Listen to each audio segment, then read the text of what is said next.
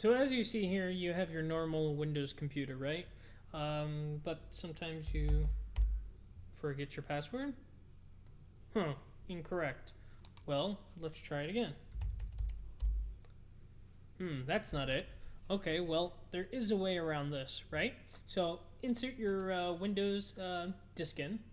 And when I say that, I mean your USB. In my case, since we're doing it in a virtual environment, we're using an ISO image. So assume you popped it in now. We'll restart the machine. And as you see, it's restarting. And what we're going to do is basically bypass the security so we can get in and not really have to worry about a password, right? So we're starting up the Windows installation.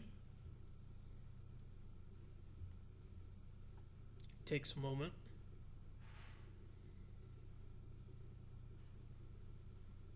And a lot of times businesses or people with computers, and they set a password to expire, which is a great idea, but unfortunately people, well, forget, the password. And a lot of times people will make humongous passwords, right? But they forget what they use. So now what we'll do is we'll go through the settings and we want to repair our computer, which is technically true, right? We're going to go to the advanced options, command prompt, and what we're going to do is go and find the C drive. Nope. See, well, when I say C drive, I mean the Windows installation. Okay, we found it. And let's just double check. Okay, so we have tester, Lance, and public, right? So what we'll go ahead and do is go back. Oops. CD Windows, and we want to go into System 32. Okay, so now what we want to do is make a copy of cmd.exe. We'll name it cmd2. Or better yet, cmdbackup.exe. Now it says it can't find cmd, right? But there it is. So we'll do cmd. And if you notice, it showed cmd, right? That's okay. So it made a copy of cmd. Fine. We'll live. So let's go ahead and go to rename cmd.exe to utilman.exe. And it says that can't be found, right? But yet, there it is. So we know it's there because we won't be able to open it, right? Yes. And that's a message that you will see. So we know that's there, and we know it did work because, again, cmd backup is there, and cmd.exe nowhere to be found. So we do know it exists. Now, you may be able to get it to say that, it may be completely fine on your end. And maybe it says it was successful, maybe not. But in a lot of times, especially in Windows 8.1, I've noticed that it's a hit and miss. Sometimes it'll say it can't find the file, and sometimes it'll open cmd.exe. I can't explain it. So it's kind of a hit and miss whether it'll say successful or, well, not successful, but it won't show anything. Just like in Linux, if the command was successful, it just goes to the next line. So let's go ahead and get out of here. We know it's there. And again, we know it's there because utilman is there. Whether Windows says it is or isn't, well, that's another story. So we're going to go ahead and continue and exit to Windows 8. Remove your USB drive, or stick rather. So I'll go ahead and remove my virtual one. And now it'll load up Windows for us.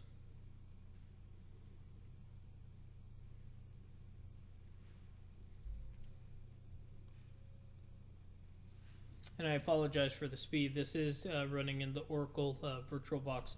So now here we go, right?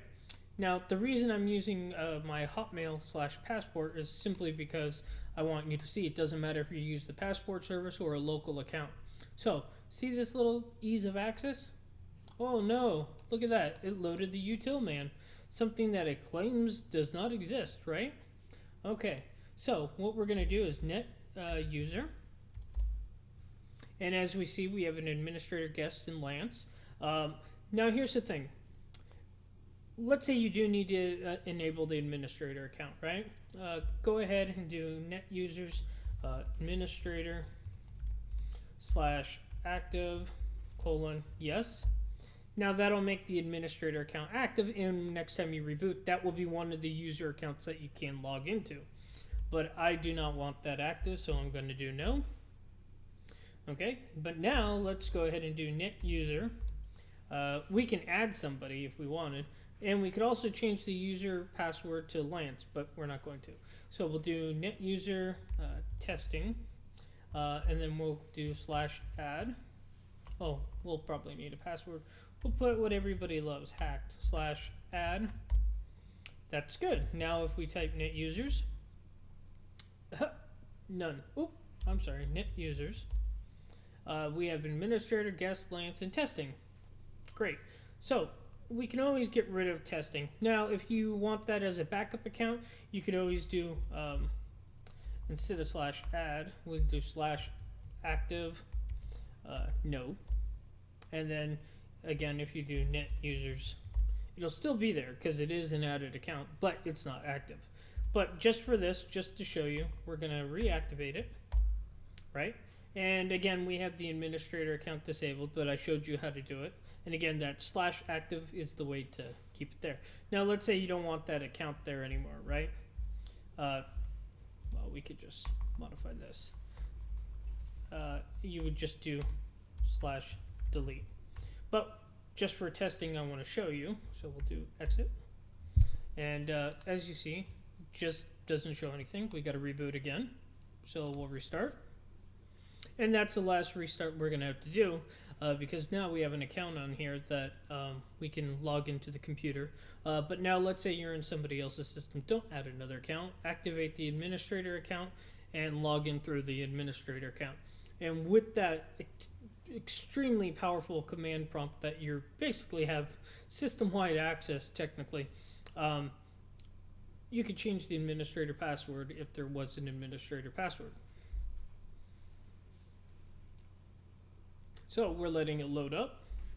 Okay. And as you see, we have the account testing. We'll go ahead and type in the password hacked. Oh, wait. I was going to use the on-screen keyboard, but I forgot that's done. So we'll go ahead and type hacked.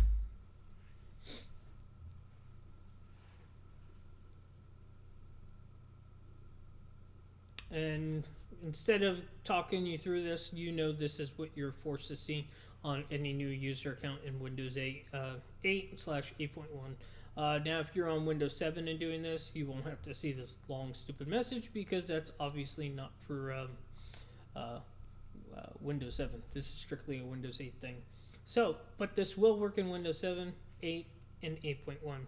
Anyways, I'm Lance for the Tech News Show. Hope this was useful for you.